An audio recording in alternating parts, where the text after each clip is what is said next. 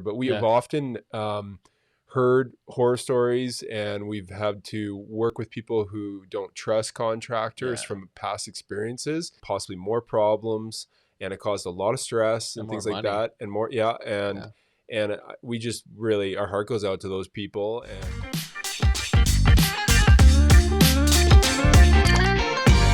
what makes someone want to renovate? So in your guys' experience, what have you seen, and what are you hearing from people when they're like, man, I need to make a change? What usually comes up? I think really, maybe you love your location, you love your house, you kind of, it just works really, really well for your family or yourself. But I think that a lot of people identify maybe something that kind of bothers them about their house. Maybe it's like the layout, or a lot of us are working from home right now. Maybe there's not really a quiet space to get that work done, or perhaps there's not enough natural light. There's a lot of different factors that go into prompting someone to want to make the jump to doing a renovation. Well, and I think too, like when someone buys a new house, they think that, or even when they build a new house, actually, even when they build or buy, it doesn't matter what they're doing. They're like, man, this could work great. But then they actually are in it and they're living in it. And it's like, oh, this actually doesn't work well. I mean, what are some of those things that you've seen in terms of functionality that you're trying to fix for people? I mean, that example would be like a kitchen. Mudrooms. Mudrooms are a big one. Bathrooms, en-suites, to make those more efficient and aesthetically pleasing sometimes too.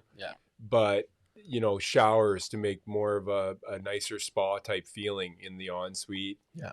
And then kitchens as well. Kitchens often need, they need to update every so many decades.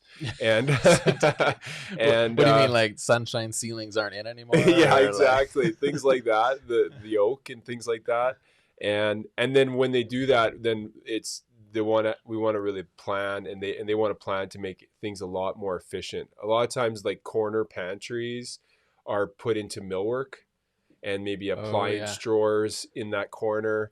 And there's been some progression in efficiencies and like functionalities since these early kitchens were done. Totally. So, and even just techniques and tools that like functionality of a drawer. I mean, I was at some other house the other day. Go ahead. Like countertops and tile. Totally. I mean, Caesar stone, white, and from Julian tile, all the selection of those tiles, that just wasn't there even early 2000s, it seems. No, it's interesting. So I guess the question for you guys is, what in your home do you not love right now? Put it in the comments. I want to hear that. So what in your home is frustrating you, that you're not enjoying, that you would love to fix? You don't have to. We're not forcing you here at all. But Melissa, you just bought your house, Melissa. You just moved in 3 weeks ago. She says maple, and it's not oak. Reno, here we come. Here, I'll throw it up there so everyone can see it. It's the dark wood, It's the dark wood, So it's true. I mean, it's the color. Colors change so often, so quickly, right? With it all. So, that's great. So I think it would be good for people to hear, what is the process of actually renovating your house, and what is the typical flow, I guess, workflow that you guys take people through when they're thinking of making that move or that change. Sorry. Yeah. So I think when people have kind of those rough ideas spinning around in your head, the next step would be to reach out to someone like us. And so we would help to further brainstorm with you and help refine those ideas a bit. And it may require reaching out to a draftsman at some point to kind of coming up with some ideas on paper, or marking on location the changes that you want to make, and then from there we can continue that process. And I think one of the things that you were saying, Matt, is when you have those meetings, it's really important that people prepare in what way? It's just as simple as identifying what you don't like and what's wrong. And so it could be like, there's just not enough light in this space, or this kitchen isn't working, it's not functionally working, or it's not aesthetically pleasing. Just those things really help us help brainstorm solutions and work, because when we are engaged, we're really tasked to be a guide for you to get to this finished result that is exceptional in the budget and exceptional in the look and or the functionality that you're after. And so first, just understanding what the problem is helps us then like kind of join up and work in a way where we're going to be hitting on the notes that you're looking for, you know? Totally. I think that was well said. Oh, thanks. That was very well said. Well, sometimes it comes out. Who knows where so it you comes can do from. Public speaking. It's good. Yeah. It's good. So I think this way. In this way. So I think the thing there, I think would be interesting for everyone to hear. What have you found as, because I think when sometimes people think, oh, a custom home builder or whatever, it's like, oh, it's so expensive or it's whatever it is. What are the price ranges that you guys have worked in? Because I think that would help clarify.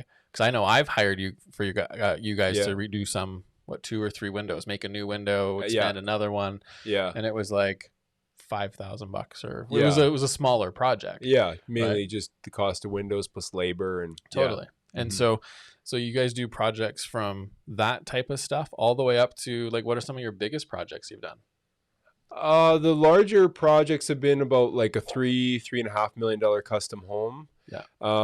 The smaller has been basement windows. Yeah.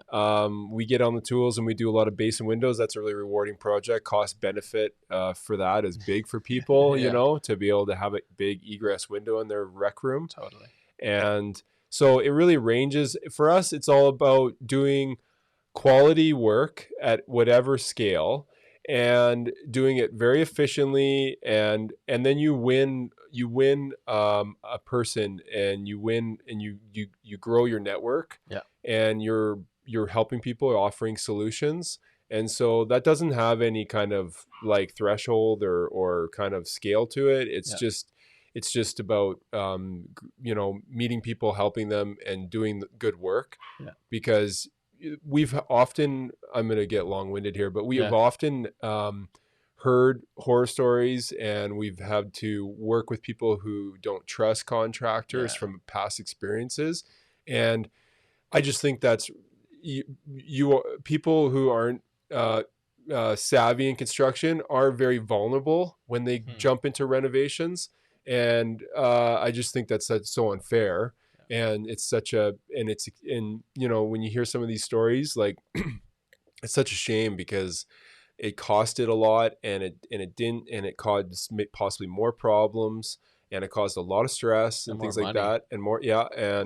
And we just really, our heart goes out to those people. And so now when we're engaged, we really want to make it right for whoever we can and make a good job. And, you know, we're human, we make mistakes, but it's how you correct those as well, you know? And so sometimes the only thing in life that you can own is your reaction. Yeah. Yeah. And that goes down to the trades and everyone that we work with, that, you know, how you respond to and your reaction, like you said, you know? Totally. No, that's great. I appreciate that. And I think that's good for people to hear, because like any type of industry, not everyone's made equal. It's not like this cog in a wheel that's the same no matter what, same process, right? Yep. Same in real estate. Like it's everything there's good and there's frustrating. Yeah. So why don't we jump back in? So that first step is brainstorming, is understanding your pain point in your house. Yeah. And then the second thing, that once you kind of talk to someone, you know their pain point, what is the next thing that you really want to focus on with someone? So that would be, once again, refining those ideas, getting them a little bit more solidified. So then from there, we can develop a budget.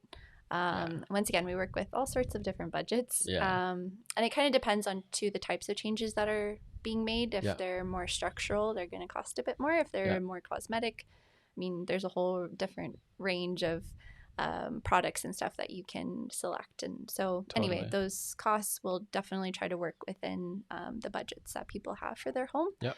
And also developing a construction timeline. So how long is it going to take to do these changes, and presenting all that information to our clients. Cool. Yeah. What have you found as a typical, this is like such a general question, but what is a typical timeline for a smaller project? It can sometimes be a couple weeks.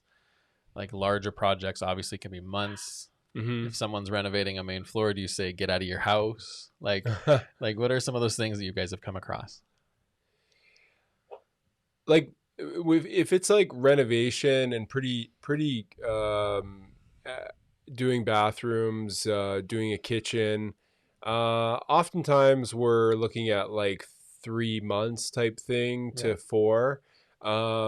If it's adding 2 windows type thing, then we always make sure we have everything ready, and then we work backwards, because when we get into a home, it is evasive, so we don't just start and then wait for something. Like everything is ready. And so there's a little bit of prep involved, and then those were buttoned up in like 2-3 days. And so it's all about just getting, when it comes to renovations especially, you just make sure you're completely prepared before you start. So when you are started, like we've done additions where we have the flooring on site, and so you're having everything ready, and that way it's because it is invasive, and it's when a guy's sawzawing at 8:30 in the morning, that's not normal for normal households. For them or their neighbors. Like no one's enjoying this. Or it's cold and things like that. No, that's cool.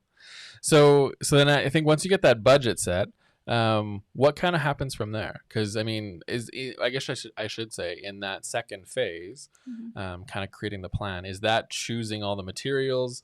Is that kind of choosing your style, looking at that? How does that work? Definitely. And yeah, that kind of all is intertwined. I would say the budget would come like first, just so that we can kind of work. We have some parameters to work with in that regard.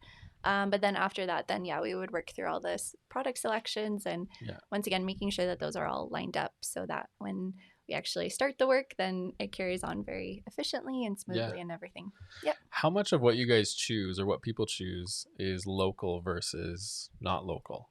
It's just a total random question. That's a good question. I would say like all the stores that we work with are pretty local. In terms of the products that are actually made like here in Canada, I would have to like look into that a little bit, but it ranges. And you know what, if someone really would like to just source things from here in Canada or here in Alberta even, totally possible. Like we can definitely make those sorts of accommodations. Like things like fixtures and that, though, like those are typically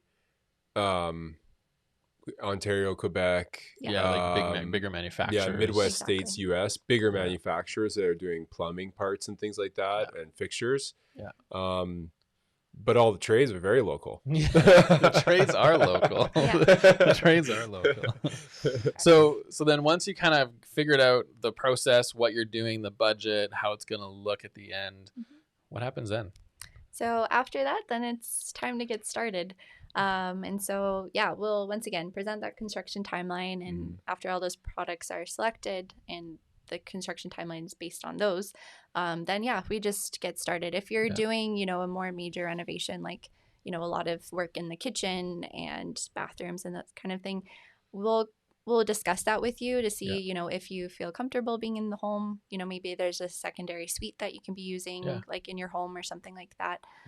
Or maybe you feel more comfortable like renting a place in the meantime. Those are all different options to consider depending on the scope of work. If it's just some windows, that's pretty easy to do, or, even just redoing flooring or painting cabinets. And once again, it'll kind of depend on the scope of work that we're looking at. But then interesting. Get started. That's good. So if there is anyone out there that is considering doing this right now, what's the best way to get a hold of you guys? We have a couple different ways. We have phone number, which is Matt would be the best person to reach out to for that. For phone, we have an info page. You can just fill in, and it jumps to our emails. If you want to kind of get some details across to us. And why don't we do this? What's the best number to reach you guys at? 403-606 2923. 2923. Is that your cell? Yeah, that's my cell. Oh man. For forever too. As long as I've known you. Which obviously is a long time that we've realized today. And Braemyn, B-R-A-E? Yeah, M-Y-N. Okay, there you go. It's in the comments. So if you have questions, anything you need, you can probably text you too. Yeah, text is good. Call. Reach out to Braemyn Homes. So Braemyn Homes is a partner of ours that we work with quite a bit here at the Chamberlain Group. And so thank you very much for coming in here, taking the time, going live. It's scary, but you did it. No, it wasn't actually that bad. I know, I told you. All right, well, that is it. So thank you very much for watching. If you stuck with us the whole time, really appreciate it. If you watched parts of it, hopefully you got some great information. But that's what we have for today. So have a wonderful day and enjoy your week.